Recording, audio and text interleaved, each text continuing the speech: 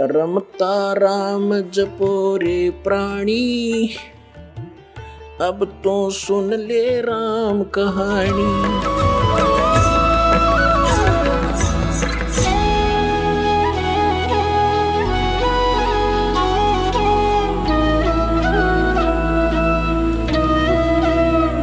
फिर ये क्या कहते हैं कि वही सा मस्ताना खेमामल जी दोबारा गुरमीत सिंह जी के रूप में आ चुके हैं, जन्म ले लिया दोबारा।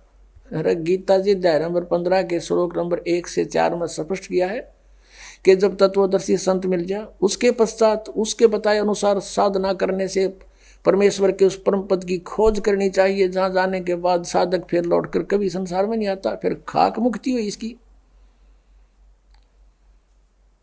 अब दिखाते हैं आपको। अगर ये ही दोबारा आ गया तो इसका कारण ये हो सकता है कि इसके कुछ और पुण्य शेष थे और ईब ये गुरमीत सिंह राम रहीम के रूप में उन कति बर्बाद करेगा। राज भोग रहा है, आगे 8-8, 9-9, 10-10 गाड़ियाँ चलती हैं।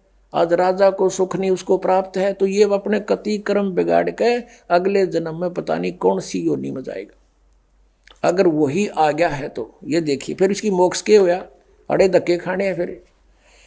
अब ये भी स्पष्टीकरण देते हैं आपको। अब ये वही पुस्तक है पृष्ठ 56 पे, श्री हजूर महाराज जी मौजूदा सरकार के पावन जीवन दर्शन।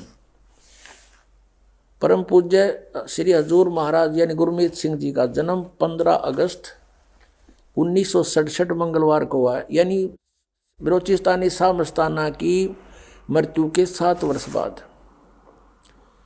अब यहाँ क्या बताते हैं कि हजूर परम पिता मौजूदा सरकार यानी गुरमीत सिंह जी के अवतार धारण करने के संबंध में सिरसा शहर का एक पुराना साधु नियामत राम जी, जो कि शहनशाह मस्ताना जी का पाठी रह चुका है, ने शहनशाह मस्ताना जी का वचन इस प्रकार बताया कि शाह मस्ताना जी ने अपना चोला बदलने से पहले 2-3 बार जनवरी 1960 में इस तरह से वचन फरमाए, हम 7 साल के बाद तीसरी बाडी के रूप में फिर आएंगे। मस्ताना जी के उपरोक्त वचनों की उस समय तो किसी प्रेमी को समझ नहीं आई, परंतु इस वचन का भेद तब खुला जब हजूर पिता गुरमीत सिंह जी महाराज के अवतार धारण कर लेने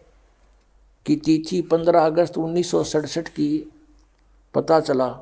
ये वचन सन 1960 में फरमाए थे, 1967 में पूरे 7 साल होते हैं। अपने आत्माओं, ये है इनकी कहानी। अब अगर यदि वही आगे है तो मोक्ष की तो है इनका। अब ये कहें कि ये तारण खातिर आए हैं, इधर डबाउन खातिर आ रहे हैं, नाम तीनों गलत। कहेगा पता नहीं, ये तो फिर डबाउन आ गया, इसका मतलब तो ये हुआ। कहने का भाव ये है कि ये पिछले जन्म के पुण्यकर्मी प्राणी हैं, अपना जीवन नष्ट कर रहे हैं और साथ में अनुयायियों को भी बर्बाद कर रहे हैं। दास सिर्फ आपको आगाह कर रहा है, इनका कोई दुश्मन नहीं, मेरे कोई हक लेते नहीं। उद्देश्य ये है कि परमात्मा ने इस दास की सेवा लगा दी, साची कहूँ, सत्य बताऊँ, सत्संग सुनाऊँ। ये सब सत्संग में ही आते हैं। कबीर परमेश्वर स्वयं आए थे। उस समय के सभी ब्राह्मण गुरुओं, ऋषियों और काजी और पंडितों की ऐसी तरह अज्ञान के खाल उतारा करते थे और वही दास की ड्यूटी ला दी।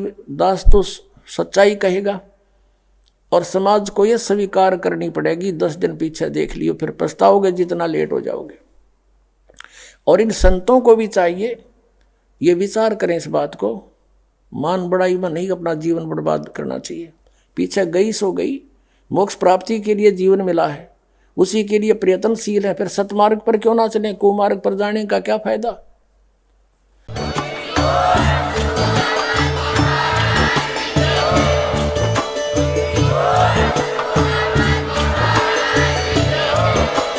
आप सुन रहे थे जगत गुरु तत्वदर्शी संत रामपाल जी महाराज जी के मंगल प्रवचन। अधिक जानकारी के लिए विजिट कीजिए हमारी वेबसाइट www.jagatgururampalji.org।